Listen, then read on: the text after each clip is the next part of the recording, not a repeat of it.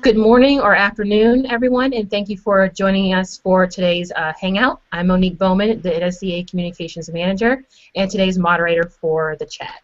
If you've been to our website recently, you may have noticed that we recently announced the Houston Dynamo Academy as an official education partner. Well, with us today is Justin Neese, the soccer programs manager for the Houston Dynamo Academy, and we're here to talk about your quote-unquote star player. So how to identify that person, how to nurture and encourage them, and then also how to encourage them while also encouraging and not isolating your other players. So with all of our live chats, if you want to send in a question, you can do it one of two ways. One is via Twitter to @nscaa.com. At NSCAA, using the NSCAA live hashtag.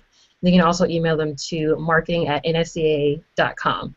So, Justin, jumping into our conversation, tell us a little bit more about the Dynamo Academy and how you worked your way into your position. Sure, absolutely. Thanks for having me, Nick. This is an exciting opportunity for us to kind of share our story a little bit. The Dynamo Academy, I do two jobs, I guess, here at the Dynamo. My first job is to manage all of our youth programs, which means our training programs that we do in the community when we do our Center of Excellence, which is a player identification program, all of our camps, all of our clinics, all that kind of stuff, as well as the coaching staff that coaches in those programs. And now to manage our NSCAA partnership, I also coach in our academy and I coach our under 11s. So we kind of have two different youth development departments. One is what we call youth programs, and that's a wide community-based program that aims to coach all sorts of kids at all sorts of levels and connect them with the Dynamo and helps them grow and improve and develop the game. And then our academy is what you might call a select level program for the best players in the city, hopefully the best players in the state, with our aim being to provide those players with the environment that they need and the coaching that they need and the experiences that they need to hopefully play professional soccer one day. Okay, great. And then how does the Dynamo identify talent? What do you look for, and how can other coaches use those identifiers to look at their own players? Sure. So it's an interesting thing because we've just started our youngest academy teams, and before that we had our youngest team was under 13. So now we have 11s and 12s. So we're really dealing with 9s and 10-year-olds, which is an interesting kind of environment to say who are our star players or who are our best players. And what we really worked on finding out is we have to narrow the field and we have to find out players based on just their technical ability at the beginning. So we're looking at things like the quality of their receiving, the quality of their passing, the quality of their 1v1 attack play, and then their finishing. So we try to make it really kind of narrow but broad at the same time. And then once we have players who fit into those categories, then we're able to expand it and start looking at their decisions. And the decisions are really the most important thing for us. Obviously, they need a strong technical base and they need to be able to do a lot of things with the ball, but they need to have an understanding of the game, especially when it comes to playing in combination, an awareness of time and space, and their decisions with the ball when they have possession. So when do we penetrate, when do we possess, when do we dribble, when do we pass, and then their decisions without the ball, how do they create and use their own space, and how do we create and use space as a team. And we're also really, I guess, interested, really focused on transition, both sides of the soccer ball. We've seen that for a lot of different reasons, especially in youth soccer, if we're able to manage the volume of possession, which means the number of passes and the time that we have the soccer ball, and we're able to manage transitions, not losing the ball right after we won it, or trying to get the ball back as quickly as we can after we've lost it. If we manage those two things, we're successful in terms of player development, because that's what the game is. That's a universal language, but it's also helping us be successful on the soccer field in terms of wins and losses in the long term, not necessarily on Saturday. Okay. Going kind of along with that, where does the mental side of identification come in, and then how do you perhaps also nurture the passion for the game in those players? Absolutely, yeah. The mental side is huge because it's hugely difficult to play at the academy level, and it's hugely difficult to play for the Dynamo Academy because it's very demanding on a family and on a young player. Like I said, I coach our under 11, so dealing with 10-year-olds when we're practicing 3 days a week and we have a game on the weekend, that's kind of an in-house game, and managing that 4 times a week event schedule for 10 months out of the year is a lot of soccer for a 10-year-old. So they have to be very committed. They have to be very focused. They have to be very driven. But we have to balance that and make sure that they understand it's not about what's going to happen this week or what happens next week or even what's happening this season. It's about what's happening in 7 or 8 or 9 years for them. And they have to have at least an inkling of this bigger picture. Because they're 10, they don't really get it, but we try to expose them as much as we can to the older teams, especially the 16s and the 18s, and let those guys share their story and explain how long it took them and what they've been doing. And then obviously we try to connect them as much as we can with the first teams, and they have opportunities to go to the games, they have opportunities to meet the players, to watch training, to do all that stuff, so that they do feel connected to the club as a whole, and they do start to buy into this long-term process. And I think when we get that, that's when we really start to see their passion for, not only their passion for the game, which is probably evident anyway because they're here and they're probably the best players in their age group and all that stuff, but we want them to be passionate about being the best player that they can be. And when they feel connected to the club and they feel like this is home for them and that we're invested in them, now they're invested in us and they feel passionate about the same project that we're passionate about. You mentioned in the beginning of your answer about the commitment from not only the player but from the family. So where does the parental involvement come in? How does that play a role in helping along this your players? The parental involvement is huge, especially on our younger side. We have to have the parents. It's bad to say it this way. We have to get them to buy in, but we also have to buy into them, which is, and I think we demonstrate our ability to buy into the parents by demonstrating or exhibiting that we care about their child, we care about their son, and we want this to be a positive experience, and so we do everything for them. We try to make all of our decisions for the players and do everything we do for their players so that mom and dad really feel like this is the best environment for their kid, this is where they want to be, this is the club we want to be a part of. But we also work really, really hard to make sure that we're respecting things like family time and time off and other obligations that kids have. So at least from the younger kids, when they come to us and say we have a family thing or a church thing or a school thing, I have to miss training, we never have a problem with it at all. Go, find, do your thing, because we want them to have family time. We have dedicated time during the season where they have time off, and we don't want them playing soccer. We want them to be with their families. We try to limit travel as much as we can. We don't play in a league. We're only playing one out-of-town tournament this year. We've only played 3 tournaments as a whole through the whole 10 months. We try to make it as low an impact thing as we can in terms of all those other added time and added expenses and all that stuff, because we ask a lot of the kids, and every week we ask a lot of the parents to come to training and be here for essentially 6 hours, and if you add up the driving, they're probably spending 15, 20 hours just getting to soccer and being here every week, which is basically a part-time job. We're asking a lot of them. So we really do our very utmost best to respect not only their sons and their sons' passion, but also the time that they want to spend with their children and the rest of their families, and maybe their spouses and things like that that might be important. Exactly. Seems like you're just trying to build a sense of family even within the academy, which sounds like it's great. Yeah, absolutely. We want everyone to be on the same page and to feel like this is where they want to be. This is the part of the club that they want to be attached to. This is where their future is, and these are the people that they want to be around. So coaches see a range of talent probably from year to year, season to season. So when they see that player that just kind of stands out from the crowd, what advice do you have for those coaches to approach that player about taking their game to the next level? It's an interesting question. In my other job in the youth programs, we deal with this all the time. From the sense of there's a couple of players on every team who are probably above the other players, and what we run into a lot is those players kind of being quote-unquote stuck in that environment. And I think coaches need to be, first and foremost, they need to be honest, and they need to say, can I provide the environment at this moment in time with the current players I have for this player that they really need to progress or be a stronger soccer player? So we need to be honest in that. We need to be honest in our ambitions that it's not about us as the adults and what we want to do in terms of winning games on Saturday or winning the league or winning championships or anything like that. It has to be about us as adults wanting to help every single soccer player we meet and interact with, helping them to enjoy the game more, love the game, improve themselves as athletes, improve themselves as young soccer players and young adults. It has to be about that. So we have to be honest first and foremost with what our resources are, what our capabilities are, and really what our mission is. And sometimes we see coaches who don't do those things, and it's a shame. But that's the first thing. And after that, I think you have to look a little bit outward. You have to say, what are the resources at my club? Can the player train up with another team, or can they play up with another team on a couple of weekends? Can we allow them to, do some individual training, maybe on a specific thing, either with their coach or with somebody else? Are there other resources at our club that can challenge that player and give them the next level experience that they need? Or do we need to look outside the club? Do we need to look at things like the ODP, or do we need to look at another club? Do we need to look at an MLS academy, or another development academy group?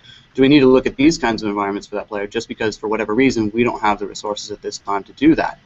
And then finally we need to look again inwardly and say, what kind of education do I need as a coach, and what kind of experiences do I need as a coach, so that the next time I have this player or a player like this, I can help them better. I can do a better job. So I think it really has to be this holistic thing where you figure out what you want to achieve, what that player wants to achieve. You kind of measure your resources and what you can do, and try to achieve that thing and try to get better for the next time. Since you mentioned it, I want to kind of go into that direction about coaching education. Being an official education partner with the NSCAA, can you kind of explain how that partnership came about, and what do you hope to get out of it for the academy? Yeah, absolutely. This is something I'm very excited about. I've been working with the NSCAA since 2008 as an associate state staff coach, and I am very passionate about coach education. I love to teach coaching courses. I love to go to coaching courses. I just love to be in that environment because it's very, very exciting for me. And with my interest in youth soccer and my role where I have an opportunity to really impact youth soccer, I felt like the thing that the MLS club, that the Dynamo needed to do the most of, is coach education. And we've tried things in the past to do it on our own, but when the opportunity came up that we could partner with the NSCAA and provide top-level coach education resources to a huge community that doesn't necessarily have those as they would like, I think it was a no-brainer. It was an opportunity for us to connect with, innumerable coaches to provide them, I think, top-grade coach education resources that I really honestly feel are better than a lot of the other resources available to coaches in the United States. And I think it's an opportunity to share our passion for youth soccer and our passion for the game with a lot of coaches and connect them to our club and to the association and get everyone excited about making youth soccer in Houston better. Awesome. That's great to hear.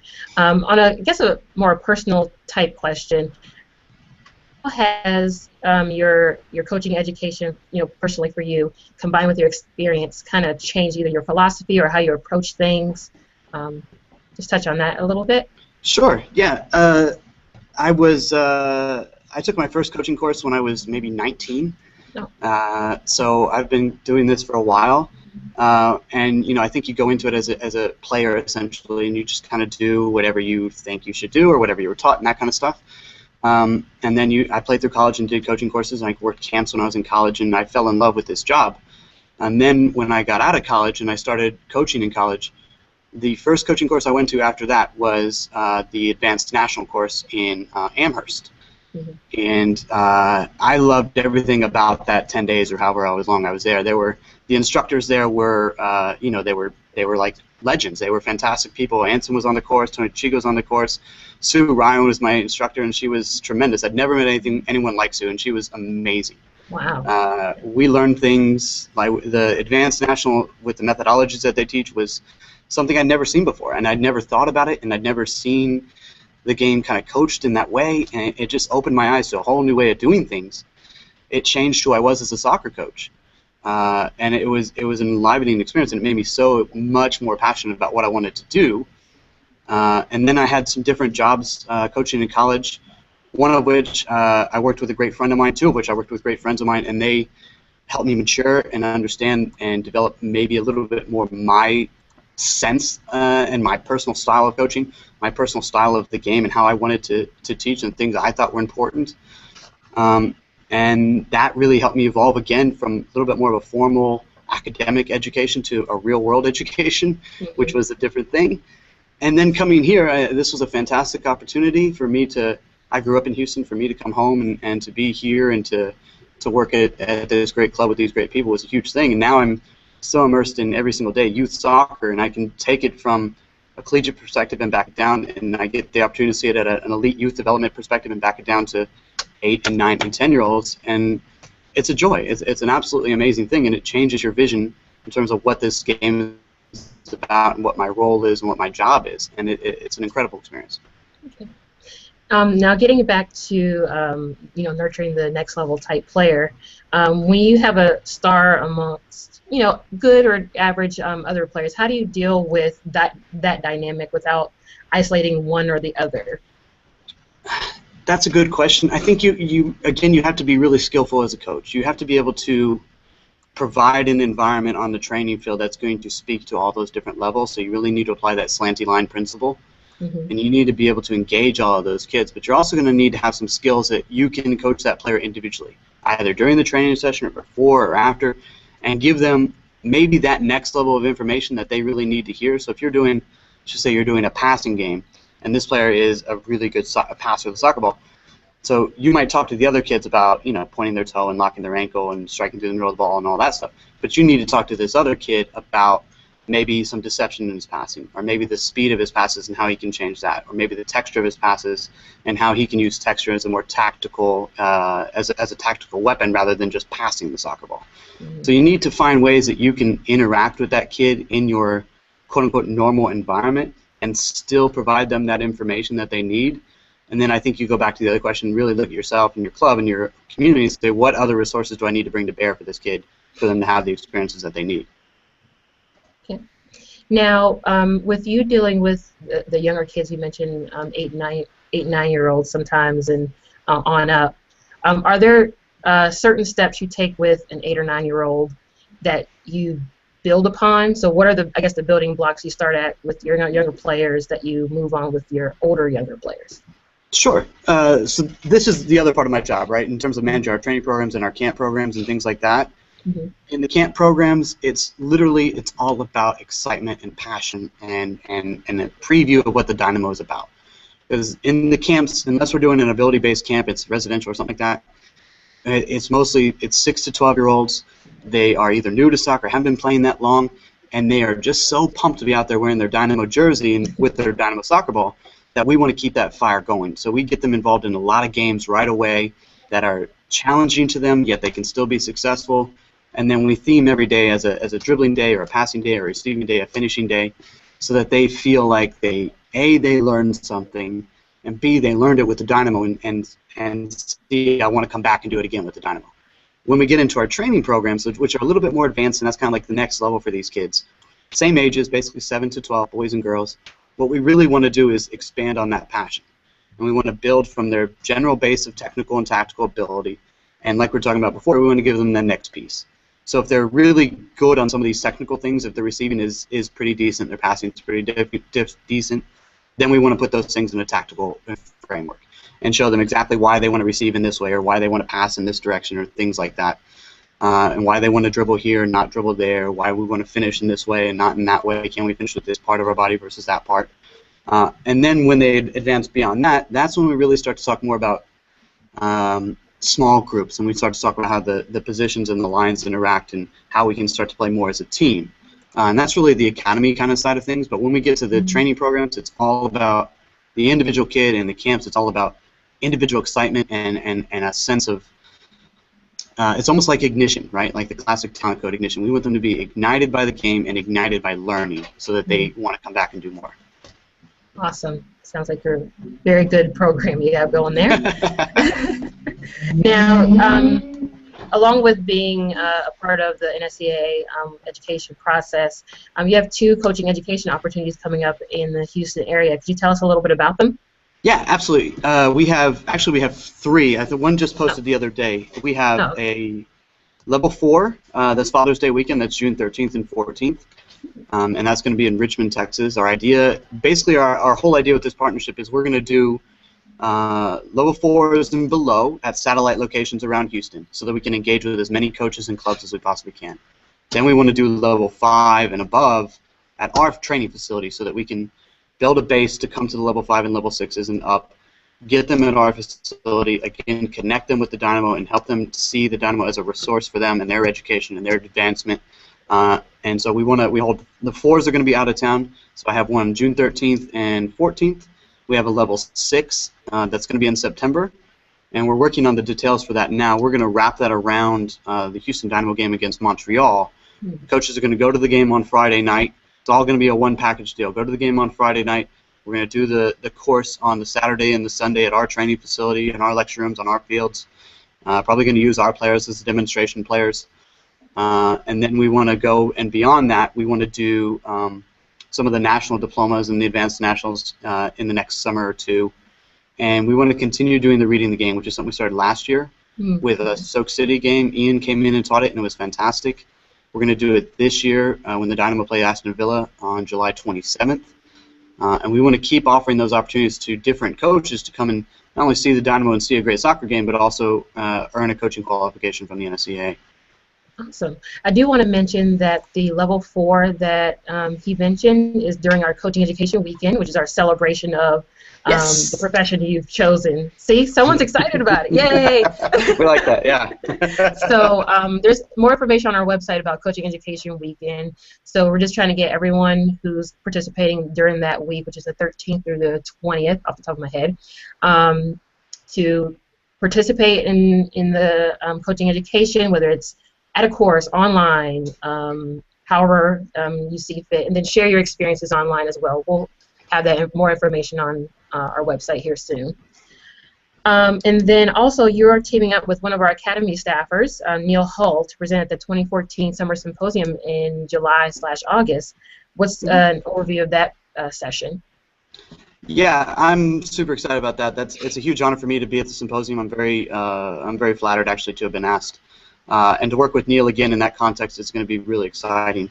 What I think we're going to do is I did a defensive presentation on a webinar in January, and I'm going to present those field sessions as a youth defending kind of thing. It's when to press, when to hold in the modern game. So we're going to do the field component of that webinar as a live presentation, and then Neil is going to flip it, and he's going to do something on the attacking side of that topic. Okay, awesome.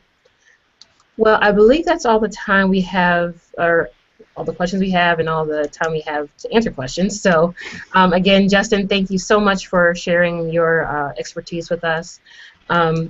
He mentioned before we went live that he has some documents for our viewers, so we will make those available at nscaa.com/live for a short time, and then we will post them to our online resource library for members to access perpetually.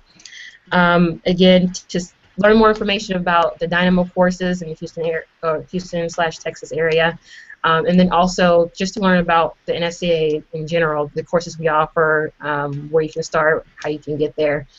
Visit nscaa.com/education/courses, and you can find all the information you need there.